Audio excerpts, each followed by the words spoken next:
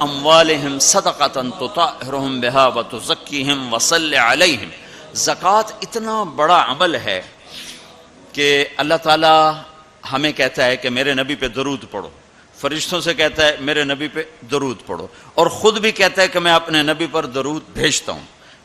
اللہ کی طرف اب درود کی نسبت وہ رحمت ہے، اور فرشتوں کی طرف ہماری طرف درود کی نسبت دعا ہے جو ہم کرتے ہیں، صلی علی محمد وعلی آل محمد۔ تو اللہ تعالیٰ نے ہمیں، آپ کو، پوری دنیا کے اہل ایمان کو، فرشتوں کو حکم دیا کہ میرے نبی پر درود پڑھو، اور خود بھی پڑھتا ہے، ان اللہ وملائکتہ یصلون علی النبی۔ جو لوگ اللہ کے نام پہ خرچ کریں گے تو اللہ تعالیٰ کہہ رہا ہے وصلی علیہم، اے میرے حبیب ساری امت پر نہیں، جو تیری امت میں میرے نام پہ خرچ کریں گے ان پہ تو درود پڑھ۔ اگرچہ یہاں صلی دعا کے معنی میں ہے کہ تو ان کے لیے دعا کر، آپ ان کے لیے دعا فرمائیں۔ تو مال خرچ کرنے والوں کے لیے اللہ اپنے حبیب سے فرما رہے ہیں کہ ان کے لیے آپ دعا کریں، صلی علیہم ان صلاتک سکن لہم۔ آپ کی جو دعا ہوگی اور آپ کی جو صلات ہوگی، جو آپ کا درود ہوگا، دنیا اور آخرت کے سارے مسائل ان کے حل کر کے لے جائے گا، ان کی دنیا بھی سکھی کر دے گا، ان کی آخرت بھی سکھی کر دے گا۔ تو اللہ تعالیٰ نے زکوٰۃ فرض کی، اور بہت تھوڑی فرض کی۔ پہلی امتوں پر تھی 100 میں 10 روپے، اور ہماری ہے 100 پہ 2.5 روپے، اور اتنا فضل فرمایا کہ پورا سال پیسہ پڑا رہے، پھر کہا اس میں سے 2.5 روپے دے دو، 2,500 دے دو، اگر استعمال ہو جائے تو کوئی سال سے ایک دن پہلے اگر وہ مال خرچ ہو گیا ہے تو زکوٰۃ ختم ہو گئی۔ اور 82 دفعہ قرآن میں مال خرچ کرنے کا حکم آیا ہے، 82 دفعہ، اور اللہ تعالیٰ نے ترغیب دی ہے کہ مالدار فقیروں پہ خرچ کریں۔ پھر اللہ تعالیٰ نے فقیروں کو ترغیب دیا کہ تم بھی جتنی وسعت ہو خرچ کیا کرو۔ میرے نبی نے ترغیب دی، سبق درہم 100,000 درہم، 1 روپیہ اللہ کے نام پہ خرچ کرنا 1,00,000 روپیہ خرچ کرنے سے بڑھ گیا۔ تو صحابہ نے عرض کی وہ کیسے بڑھ گیا؟ تو آپ نے کہا ایک آدمی کے پاس 2 روپے، ایک آدمی کے پاس کروڑوں روپے، جس کے پاس 2 روپے تھے اس نے 1 روپیہ اللہ کے نام پہ دے دیا، اور جس کے پاس کروڑوں تھے اس نے 1,00,000 دیا۔ جس نے 2 میں سے 1 دیا اس نے اپنے مال کا آدھا حصہ دیا، جس نے 1,00,000 دیا اس نے اپنے مال کا کوئی 1000واں حصہ دیا۔ جب تولا جائے گا تو 1 روپے کا وزن 1,00,000 سے بڑھ جائے گا۔ اور اس کا ایک واقعہ بھی، حضرت عمر ہمیشہ حضرت ابو بکر سے نہ کوشش کرتے تھے آگے نکل جاؤں، آگے نکل جاؤں، آگے نکل جاؤں، ساری زندگی موقع نہ بن سکا۔ تبوک کا موقع آیا تو اللہ کے نبی نے کہا مال خرچ کرو۔ عثمان رضی اللہ تعالیٰ عنہ 10,000 لشکر کا سارا سامان تیار کیا، ان کی سواریاں، ان کا راشن کے لیے تھیلوں کو بند کرنے کے لیے دھاگے تک اپنے گھر سے دیے، اور 300 دینار اوپر دیے۔ تو اللہ کے نبی کی جھولی میں وہ 300 دینار پڑے تھے یوں، اور آپ ان دیناروں کو اٹھا کے یوں فرما رہے تھے ما علی عثمان اللہ یعمل بعد، عثمان آج کے بعد کچھ بھی نہ کرے تو جنت واجب ہوگی۔ تو عمر کہنے لگے آج میں ابو بکر کو کاٹ سکتا ہوں، آج میں اس سے آگے نکل سکتا ہوں کہ وہ آج کل غریب ہے، میں مالدار ہوں، تو وہ تھوڑا لائے گا میں زیادہ لاؤں گا تو میں بڑھ جاؤں گا۔ لہٰذا انہوں نے اپنے مال کا آدھا حصہ، آدھا گھر میں رکھا اور آدھا لے کر آئے۔ ابو بکر نے جھاڑو پھیر دیا، جو کچھ تھا وہ سارا سمیٹ کے لے آئے۔ جب دونوں پراپرٹی سامنے رکھی گئیں تو حضرت عمر کی بہت زیادہ نظر آ رہی، ابو بکر کی بہت تھوڑی نظر آ رہی۔ لہٰذا حضرت عمر بڑے اطمینان میں کھڑے کہ آج جیت خطاب کے بیٹے کی ہے۔ میں قربان جاؤں، اللہ رسول تو جانتے ہیں کہ کون کیا کر کے آیا ہے، تو میرے نبی نے سوال ہی بدل دیا جو اس موقع کا سوال ہی نہیں۔ کوئی آدمی مسجد میں چندہ دینے جائے، مدرسے میں چندہ دینے جائے، کہا جی مول صاحب یہ 1,00,000 روپیہ ہے مدرسے کے لیے، مسجد کے لیے۔ آگے مولوی صاحب کہیں پیچھے کتنے پڑے ہوئے ہیں، تو کہے گا اے بھی واپس کرو، میں تو تھوڑی نیت ہے جو کوئی چکر لگتا ہے کہ تسی ٹھیکیدار ہو، مگر علی شاید ابھی پیچھے کتنے پے، یہ موقع کا سوال ہے ہی نہیں. مولوی صاحب کو چاہیے جی جزاک اللہ یہ لیجیے رسید بسم اللہ، پھر بھی موقع آئے تو دیتے رہیں.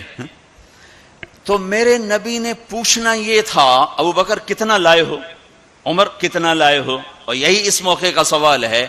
لیکن اللہ رسول جانتے ہیں کہ کس کے مال میں وزن زیادہ ہے، تو میرے نبی نے سوال بدل دیا، فرمایا عمر ما خلفت.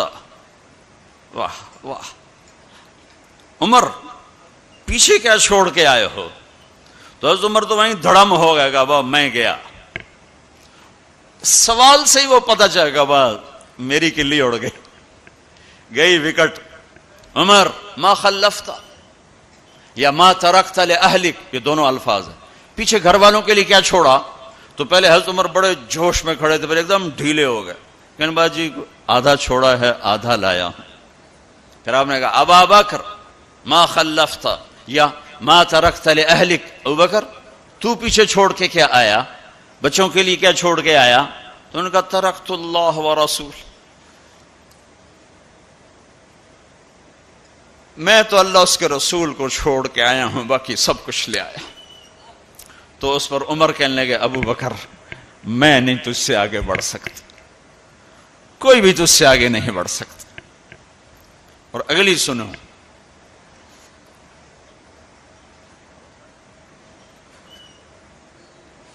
اپنے کپڑے بھی دے دیے اور ایک ٹاٹ تھا وہ پہن کر اس کو کانٹوں سے سی لیا.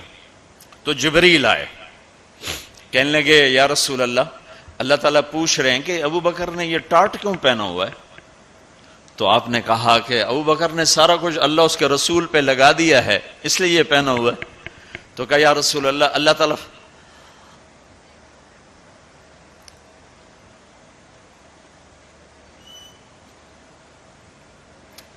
تعالیٰ فرما رہے ہیں ابو بکر سے پوچھو مجھ سے راضی تو ہے، مجھ سے راضی تو ہے، اس فقر میں مجھ سے راضی ہے؟ میں تو اتنا سفر کر کے آیا ہوں، حالانکہ ابھی 4 دن پہلے میں 12 ملکوں کا 10 ملکوں کا سفر کر کے آؤں، ساری ہڈیوں میں درد ہے. میں اس لیے آیا ہوں کہ چلو کوئی بخشش کا بہانہ مل جائے، کوئی بخشش کا بہانہ مل جائے، اللہ راضی ہو جائے. آپ سارے اس لیے حج پہ جا رہے ہو کہ اللہ راضی ہو جائے. جو سارے جہان سے کہتا ہے مجھے راضی کر، وہ کہہ رہا ہے ابو بکر سے پوچھو مجھ سے راضی تو ہے. تو آپ نے کہا ابو بکر تیرا رب تجھے سلام بھی کہہ رہا ہے اور پوچھ رہا ہے کہ راضی ہو.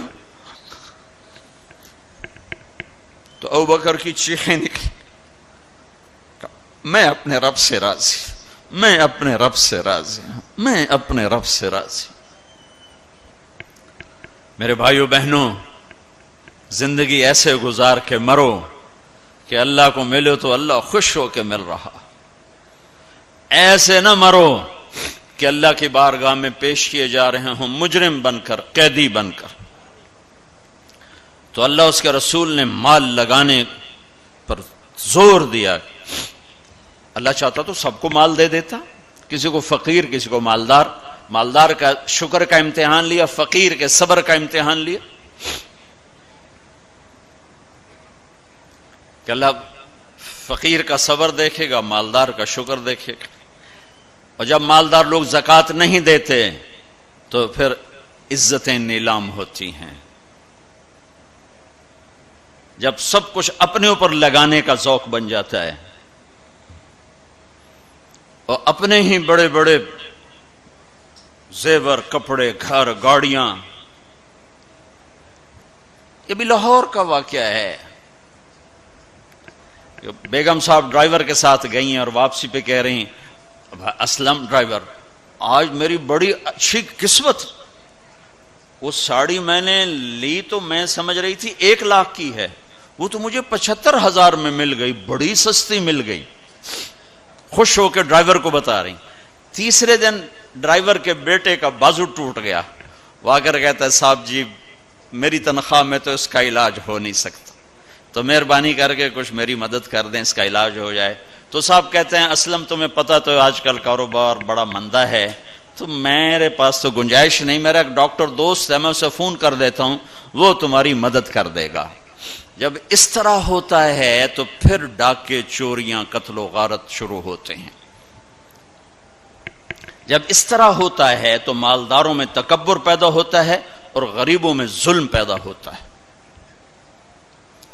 تو زکوٰۃ ایک بہت بڑا عمل ہے. 2.5% تو فرض ہے اور زکوٰۃ دینے والا سخی نہیں اللہ کی بارگاہ میں. ہاں بخیل بھی نہیں، سخی بھی نہیں ہے، بخیل بھی نہیں. یعنی وہ بخل کے ملک سے نکل آیا ہے اور سخاوت کے ملک میں انٹری نہیں ہوئی. 2.5 روپے پہ 1 پیسہ بھی اوپر خرچ کرے گا تو اب سخیوں میں آ گیا. پھر جتنا بڑھتا جائے گا اتنا آگے بڑھتا جائے گا. اور اللہ نے فرمایا مجھے میری عزت کی قسم جنت الفردوس میں بخیل داخل نہیں ہو سکتا. اور اللہ شیطان کہتا ہے کہ مجھے عبادت گزار بخیل سے کبھی ڈر نہیں لگا کہ اس کا بخل اسے ضرور جہنم میں پھینکے گا. نافرمان سخی سے ہر وقت ڈرتا رہتا ہوں کہ اس کی سخاوت کب اسے جنت میں پہنچاتی. اللہ اکبر اللہ اللہ اللہ